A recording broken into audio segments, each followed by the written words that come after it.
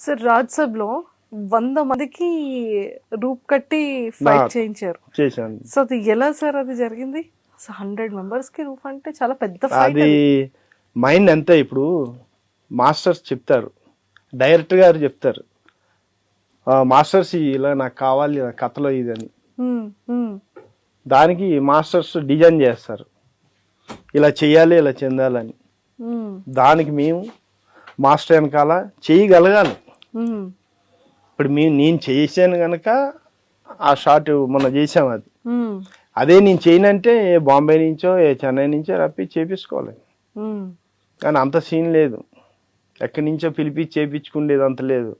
భగవంతుడు మనకు అంత మైండ్ ఇచ్చాడు.